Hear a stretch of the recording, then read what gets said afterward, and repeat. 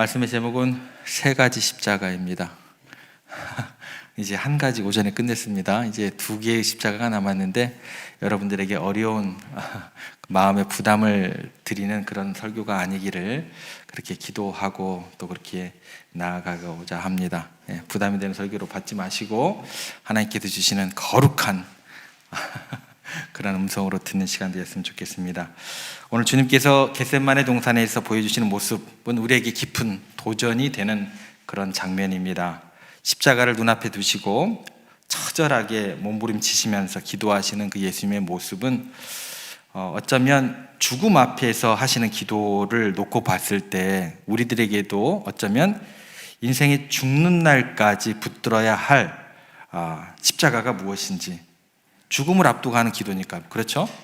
우리도 인생에 하나님께서 부르시는 그날까지 붙들어야 할 중요한 십자가가 무엇인지 그 내용에 대해서 지금 우리가 세 가지 정도로 이렇게 뽑아서 우리가 살펴보고 있습니다. 이 세 가지 십자가를 통해서 세상을 살아가면서 죄악 가운데 거하는 우리들이 능히 그 죄악을 이기고 하나님께서 부르신 그 부름의 상급을 향하여 최후 승리를 향해 담대히 나아가는 우리 모두가 되기를 간절히 소망해 봅니다.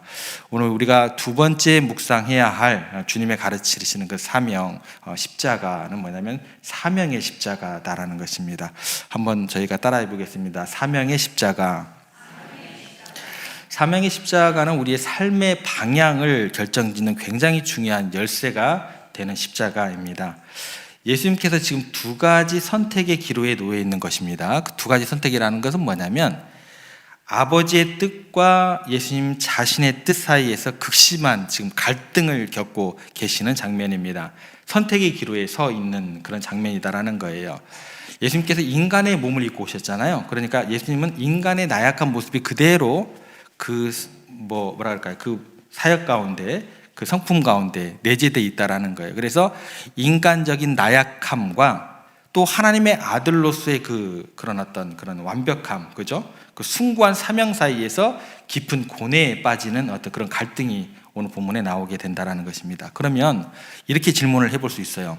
예수님께서 진짜 원하시는 예수님 자신의 소원이 무엇일까? 예수님 뜻이 무엇일까? 그게 좀 궁금하잖아요. 육신의 몸을 입고 오신 예수님의 솔직한 심정이 뭐냐는 거예요. 우리와 마찬가지로 그런 심정일까?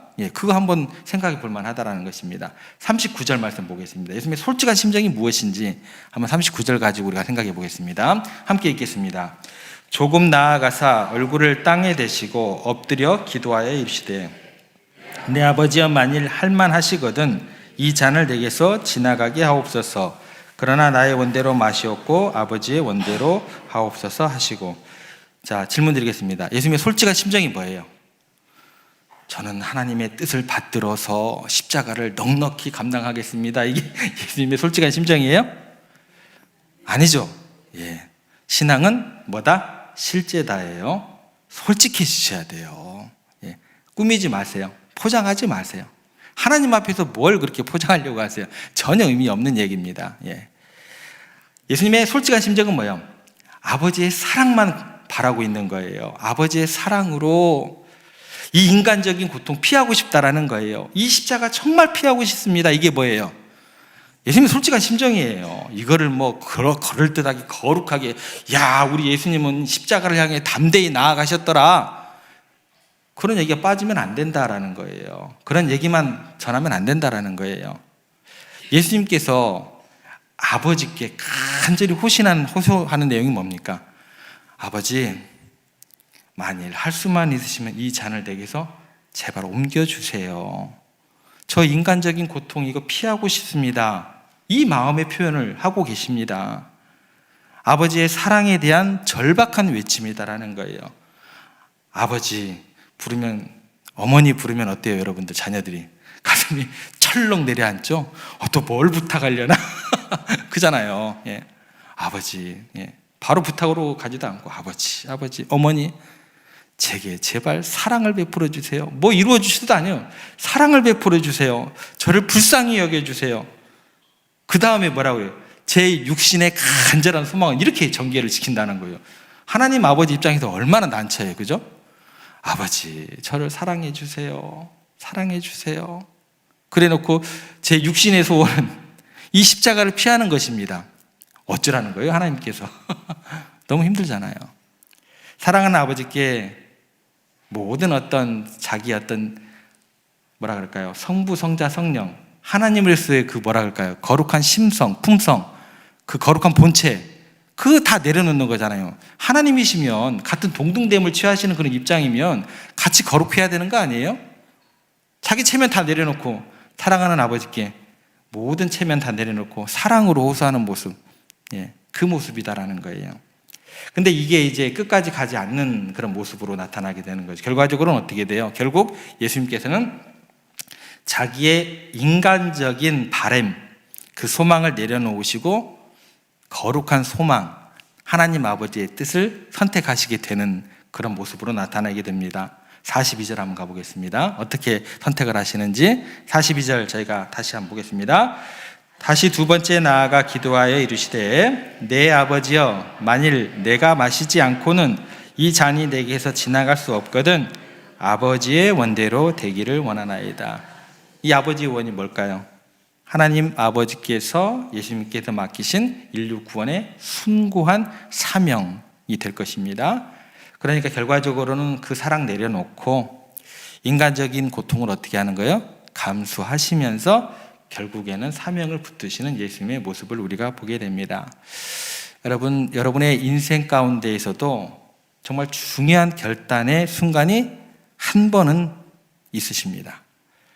어린아이처럼 평생 하나님 앞에서 사랑받는 존재로만 살아갈 것인지, 아니면 내가 하나님의 자녀로서 특권과 영광과 축복을 마음껏 누리면서 살아가다가 어느 날 내 인생이 사랑만 받기에는 너무나 죄송하다라는 마음이 드는 순간을 맞이할 것인지, 이 갈림길에 서는 날이 여러분들에게 꼭 도래하게 될 것입니다. 그리고 그 순간에 내 육체는 원하지 않을 거예요. 누가 그런 십자가의 길을 육체적으로 원하는 사람이 누가 있겠어요? 아무도 그 길 가기 싫은 거예요. 그죠? 내 육체는 원하지 않지만, 너무나 힘들지만 하나님, 내게 주신 그 비전 이루기를 원합니다. 그 사명 감당하기를 원합니다. 라고 고백하는 순간이 우리 가운데 한 번쯤은 있어야 된다는 거예요. 그래서 내 사랑 접어놓고 내 뜻 접어놓고 아버지께서 나를 이 땅에 보내신 그 거룩한 사명 감당하며 살겠노라고 결단하는 순간이 반드시 있어야 합니다. 내가 하나님을 믿는다고 하면, 내가 예수 그리스도를 나의 구주로 믿는다고 한다면, 내가 신앙이라는 틀 안에서 살아가고자 한다면 그런 순간이 여러분들에게 한 번쯤은 도래할 것이고 그런 결단이 있으셔야 한다라는 것입니다. 하나님을 믿지 않으면 이런 결단 안 하셔도 돼요. 예수님을 나의 구주로 믿지 않고 고백하지 않는다고 한다면 이런 고백하지 마세요. 뭐 이런 고백을 하십니까? 필요 없는 고민이에요. 그런데 정말 내가 그런 신앙 가운데 거하고 있다고 한다면, 그 믿음의 길이 나의 길이라고 생각하고 계신다고 한다면 그렇게 고백하고 결단해야 된다는 거예요. 그때 우리의 인생이 한 단계 성장할 수 있는 거예요. 그때 우리는 하나님의 사람으로 더욱더 성숙해질 수 있는 그런 시간이 되는 것입니다. 여러분들에게 주신 그 씨앗 그냥 고이 간직하고 있으면 안 돼요. 그것을 땅에 심고 싹 틔우고 열매를 맺어야 된다는 거예요. 열매 없는 신앙은요, 거짓 신앙입니다. 아무런 필요가 없는 열매를 통해서 우리가 알 수 있다는 거예요. 신앙이라는 것은. 매년 우리가 새해가 밝아올 때마다 많은 성도들이 올해 내 삶 가운데 어떤 놀라운 기적을 일으켜달라고 최상의 지혜와 또 평안을 구하는 기도를 하곤 합니다. 물론 이런 기도도 중요하고 꼭 필요합니다. 하지만 십자가의 능력으로 세상의 유혹과 죄악을 능히 이길 수 있도록 제게 힘과 능력을 더하여 주시기를 간구하는 기도도 우리가 드릴 수 있어야 된다는 거예요. 하나님, 이렇게 사랑해 주세요. 이렇게 은혜를 베풀어 주세요. 이렇게 저 좀 도와주세요. 늘 우리가 원하는 바를 하나님께서 이루어 주시기를 내 뜻을 이루어 주는 것이 그 모든 기도 제목이 되고 삶의 목적이 되면은 안 된다라는 것입니다. 어느 순간 우리가 내 뜻대로 마옵시고 아버지의 뜻대로 되기를 원합니다. 하나님 아버지의 꿈이 내 삶을 통해 이루어지기를 간절히 소망합니다. 이런 기도도 드릴 수 있어야 된다는 거예요. 그래야 중심이 맞아지는 거예요. 그래야 센터 처치가 되는 거예요. 중심이 잡아지는 신앙, 중심을 이루는 교회가 될 수 있다는 거예요. 어느 날인가 우리의 삶이 그런 차원으로 바뀌어져야 된다는 것입니다. 사랑 때문에도 살지만 사랑 때문에 사는 것이 아니라 숭고한 사명 때문에 사랑마저도 내가 내려놓을 수 있는 그런 순간이 우리 가운데 와야 세상은 변하게 되는 거예요. 우리 교회는 그때 변하게 되는 것입니다. 마치 광야에서 부르심을 받은 모세처럼, 궁궐에 있을 때 모세가 부름을 받았어요, 안 받았어요? 모르세요? 이집트의 왕자로 있을 때 모세가 부름 받지 않았습니다. 예. 그러나 우리는 이집트의 왕자로 만들어주세요. 제가 그러면 사명을 감당하겠습니다. 이렇게 패러다임이 돌아가요. 그죠? 모세는요, 광야에서 부름 받았습니다. 모세가 궁궐에 있을 때 부름 받지 않았습니다. 광야에서 부름 받은 모세처럼 우리 자신이 가지고 있는 것을 내려놓는 순간도 있어야 될 것이고, 그 순간에 대해서 하나님의 부르심이 있을 때 응답할 수 있는 우리들이 될 수 있어야 된다는 거예요. 우리는 인생을 살아가면서 어느 날 문득 깨닫게 될 것입니다. 내가 무엇을 위해 살았나? 계속 사랑받기만 하면요, 계속 하나님께 사랑을 요구만 했구나 라는 그렇게 깨달음이 주어지는 순간이 있을 거예요. 그 순간 우리가 다시 한번 질문을 하면 좋겠죠. 하나님께서 내게 무엇을 원하실까? 그 사명, 내 남은 생에 감당하길 원합니다. 하나님의 영광을 위해서 하나님의 일을 해야 되지 않겠나? 이런 깨달음이 우리를 사명의 자리로 이끌게 된다라는 거예요. 여러분 스스로 깨달아야 돼요. 누가 여러분들을 그 자리로 이끌지 않습니다. 그 하나님의 음성을 여러분 스스로 개별적으로 들어야 그 사명 감당할 수 있는 거예요. 꼭 그런 인격적인 하나님의 체험 여러분 모두에게 있게 되기를 간절히 소망해 봅니다. 닉 워렌 목사님이 이런 얘기를 했어요. 사명을 완수하려면 우리의 목표를 버리고 우리의 삶에 대한 하나님의 계획을 받아들여야 한다. 그것을 그저 우리가 삶을 통해 하고 싶은 모든 일들에 가져다 붙여서는 안 된다. 무슨 말이냐면 우리가 하고 싶은 일 다 하면서 억지로 하나님의 계획에 끼워 맞추지 말라는 거예요. 이런 얘기예요. 그런데 왜 이런 끼워 맞추기식 신앙이 우리 가운데 있느냐? 예레미야 29장 11절에 보면 이렇게 기록되어 있습니다. 나 여호와가 말하노라. 너희를 향한 나의 생각은 내가 안 하니 재앙이 아니라 곧 평안이요 너희 장래의 소망을 주려 하는 생각이라. 왜 자꾸 우리의 신앙을 우리가 하고 싶은 대로 하면서 그 신앙을 갖다 끼워 맞추는 일이 왜 벌어져요? 우리를 향하신 하나님의 생각을 내가 신뢰하지 못하기 때문에. 하나님 못 믿을 분이거든요. 그러니까 우리가 하고 싶은 거 마음대로 다 하고 거기에다 신앙이라고 딱 덧입히고 싶은 거예요. 왜요? 하나님 못 믿겠으니까. 우리를 향한 하나님의 생각은 장래에 소망을 주려는 거 아니고 나를 괴롭히려고 하는 것 같아요. 나를 막 곤란하게 하려는 것 같아요. 그죠? 그러니까 내가 하고 싶은 거 다 하고, 야, 이거 나 사명 감당하고 있어. 내 신앙 좋아. 이렇게 뭐예요? 끼워 맞추는 거예요. 닝고레 목사님 뭐라는 거예요? 야, 그렇게 끼워 맞추지 말라는 거예요. 그렇게 끼워 맞추지 않으려면 어떻게 해야 돼요? 우리를 향하신 하나님의 계획은 선하신 계획임을 믿고 그 선하신 계획을 믿을 때 어떻게 돼요?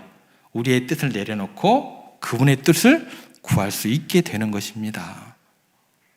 기억하시기 바랍니다. 내 뜻대로 마옵시고 아버지의 뜻대로 되기를 원합니다. 내 자신의 목표, 세상적인 성공과 욕망을 내려놓고 어느 날인가 하나님께서 원하시는 그런 거룩한 뜻, 그 순간 목적을 위해 내 인생을 기꺼이 드리는 순간이 있어야 비로소 사명의 십자가, 진정한 크리스찬, 진정한 하나님의 사람이 되는 순간인 줄 믿으시기를 바랍니다. 그래서 예수님께서 41절에 이렇게 신신당부하십니다. 41절에 뭐라고 얘기하는가 한번 볼게요. 시험에 들지 않게 깨어 기도하라. 마음에는 원이로되 육신이 약하도다 하시고. 여러분 사명을 붙들려면 어떻게 해야 돼요? 깨어 있으시고 기도해야 시험에 들지 않는 거예요. 시험에 들지 않게 깨어 기도해야 됩니다. 그렇지 않으면 어떤 일이 벌어지게 되냐면 사욕에 사로잡히게 되고, 그렇게 살다 보면 개인적인 욕심이 결국은 어떻게 돼요? 사악한 욕심으로 발전하게 돼요. 그래서 야고보서 1장 15절에 뭐라고 이야기를 하시냐면, 욕심이 잉태한 즉 죄를 낳고 죄가 장성한 즉 뭐를 낳느니라? 죽는 거예요. 죽는 거예요. 영혼도 죽고 하나님의 거룩한 사명도 죽고 교회도 죽고 하나님의 복음도 죽고 다 죽는 거예요. 다 죽는 거예요. 저는 기도합니다. 여러분들 모두가 쓸데없는 시험에 빠지지 않기를, 그렇게 시험에 빠져서 허송세월하지 않기를 간절히 기도하겠습니다. 정말 위대한 사명자들로 하나님께서 기뻐하시는 삶, 그런 삶을 살아내는, 그렇게 위대한 삶을 살아가시는 여러분들 되시기를 간절히 소망해 봅니다. 2005년에 세계 장애인 올림픽 중에 수영 금메달을 딴 선수가 있습니다. 김진호라는 선수였어요. 이제 오래된 일이어서 다 기억이 가물가물하실 거예요. 그 어머니의 간증을 들어보면 참 놀랍습니다. 김진호 선수가 4살 때 정신지체 2급 그리고 자폐장애 판정을 받게 됩니다.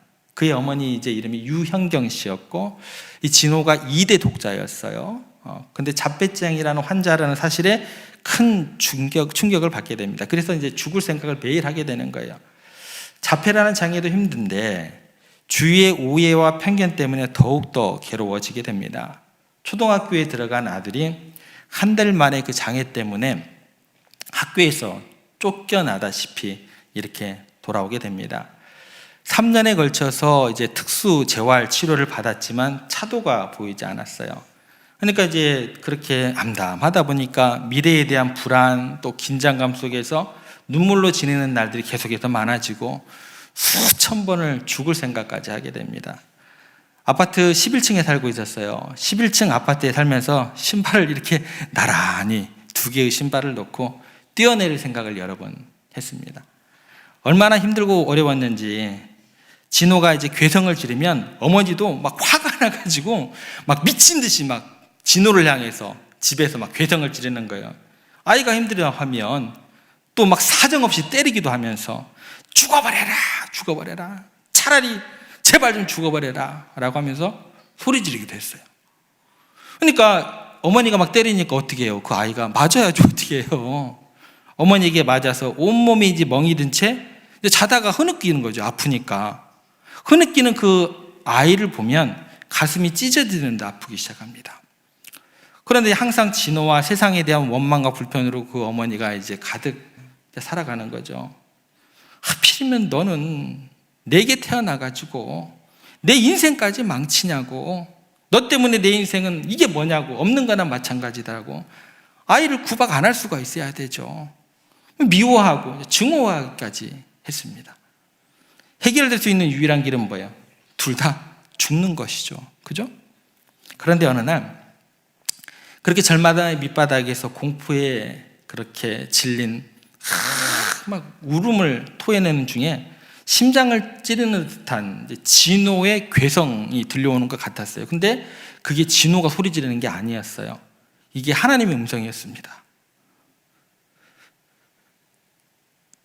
진호를 있는 그대로 받아들여라. 그 아이는 너의 것이 아니라 내 것이다. 사랑하는 나의 자녀이니까 너의 소유라는 생각을 버리고 내가 너에게 맡겨준 대로 키워라. 이런 음성을 듣게 돼요. 내 계획이 진호에게 있단다. 이 내적인 음성이 들려왔고 그날 밤 그 엄마가 깨닫게 됩니다. 괴로워하고 함께 죽고 싶었던 아이가요, 내 소유가 아니라 하나님의 자녀임을, 그래서 함부로 대하고 함부로 키워서는 안 된다는 사실을 그 음성 듣고 깨닫게 돼요. 그 다음날 아침 진호의 어머니 유영경 씨는